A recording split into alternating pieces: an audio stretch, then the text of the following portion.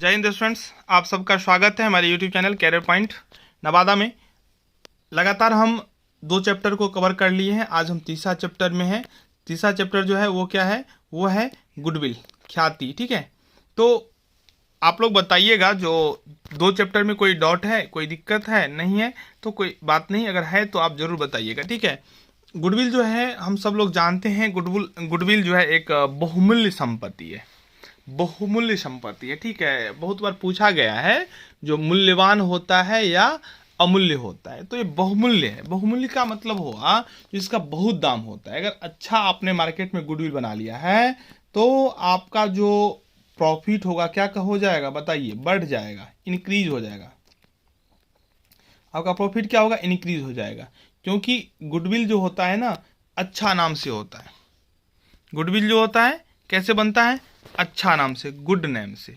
अगर अच्छा नाम होगा तो आपके पास कस्टमर पहुंचेगा, कस्टमर पहुंचेगा तो आपका सेल बढ़ेगा, सेल बढ़ेगा तो आप सब लोग जानते हैं प्रॉफिट होगा। और व्यवसाय का मेन ऑब्जेक्टिव ही होता है प्रॉफिट अर्न करना, प्रॉफिट कमाना। ठीक है, तो हम सब लोग भली भांति इस चीज़ से परिचित हैं, तो हमको नहीं लगता है किसी को किसी भी टॉपिक में दिक्कत होना चाहिए। तो ख्याति के बारे में हम ये भी बोल सकते हैं अमूर्त संपत्ति है। अमूर्त संपत्ति से आशय ऐसे संपत्ति से है जिसको हम देख नहीं सकते हैं, छू नहीं सकते हैं।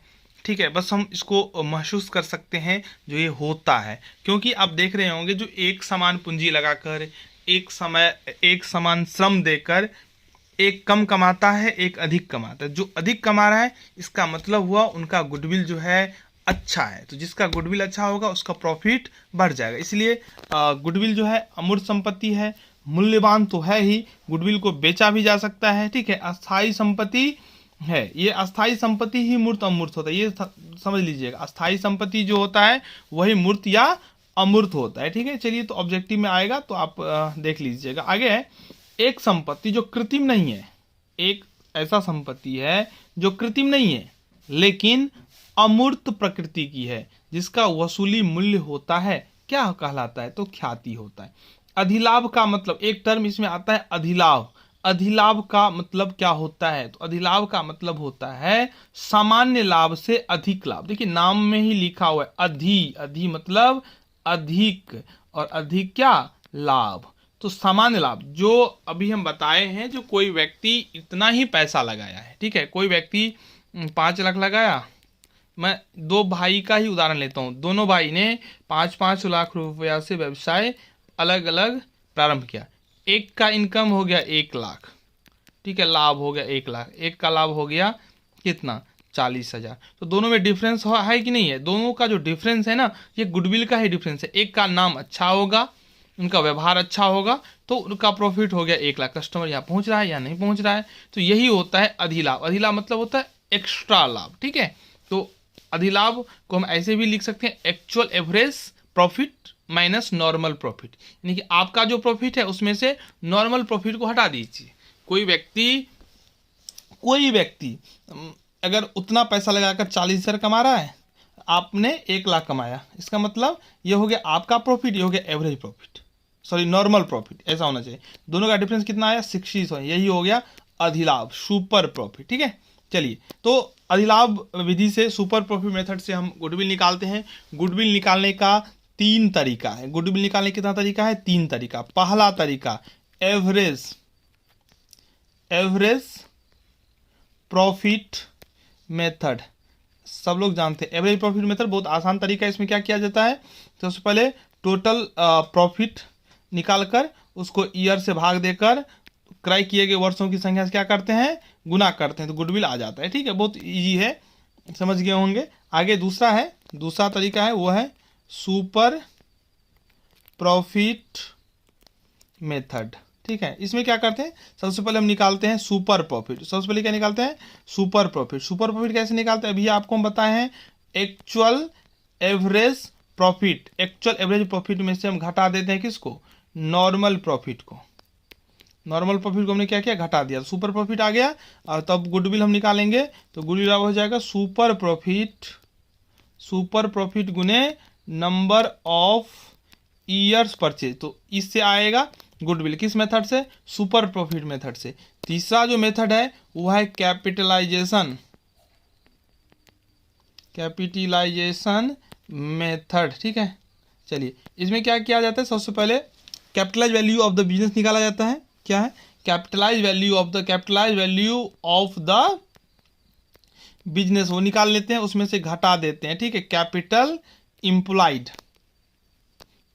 इम्प्लॉयड इससे निकल जाएगा गुडविल। तो गुडविल निकालने का 3 तरीका है, तीनों तरीका हम आपको समझा दिए। मैं उम्मीद करता हूं आप लोगों को समझ में आ गया होगा। आगे है व्यवसाय की प्रसिद्धि के मौद्रिक मूल्य को क्या कहते हैं। तो व्यवसाय की प्रसिद्धि के मौद्रिक मूल्य को हम लोग गुडविल बोलते हैं। ठीक है, व्यवसाय की प्रसिद्धि के मौद्रिक मूल्य को हम लोग बोलते हैं ख्याति। ख्याति 2 प्रकार का होता है, एक होता है अर्जित ख्याति।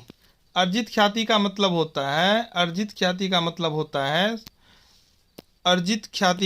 होता है खुद से मेहनत करके बनाना। दूसरा होता है क्रय की गई ख्याति, यह हम पैसा देकर किसी का अच्छा नाम हम ले लेते हैं। जैसे सब उदाहरण के लिए मैं बता दूं, अभी हीरो का बाइक है, तो इसके ऑनर को तो हम लोग नहीं जानते हैं, हम नाम सुने हैं हीरो, इनका नाम अच्छा हो गया, ये बिकता है। ठीक है, अब कोई मालिक हो, सपोज करते हैं ए मालिक है, ए मालिक से बी ने क्रय कर लिया, ए बेच दिया बी को, तो अभी ऑनरशिप ए के पास में, अब ऑनरशिप किसके पास आ गया, बी के पास में। लेकिन क्या होगा, खरीद बिक्री में कोई अंतर होगा, नहीं होगा। क्यों नहीं होगा, क्योंकि ये गुड नेम ये हीरो स्थापित कर चुका है। ठीक है, तो ये को होगा क्रय की गई ख्याति। और जब पहला दिन ये हीरो, आप लोगों को पता होगा पहले था हीरो होंडा, अभी आपको पुराना गाड़ी मिल जाएगा, तो दोनों मिलकर स्टार्ट किया था। ठीक है, उस समय तो किसी का कोई ख्याति नहीं था, तो उस समय ये लोग अच्छा काम करके क्या किए, अर्जित किए, कमाए, ख्याति बना लिए। ठीक है, इसको बोलते हैं अर्जित ख्याति। चलिए, तो ये आप समझ गए होंगे जानवर के स्वभाव के आधार पर, जानवर के स्वभाव के आधार पर ख्याति को 4 कैटेगरी में बांटा है। ठीक है, एक हो गया कैट गुडविल, दूसरा हो गया डॉग गुडविल, तीसरा हो गया रैट गुडविल, और चौथा हो गया रैबिट गुडविल।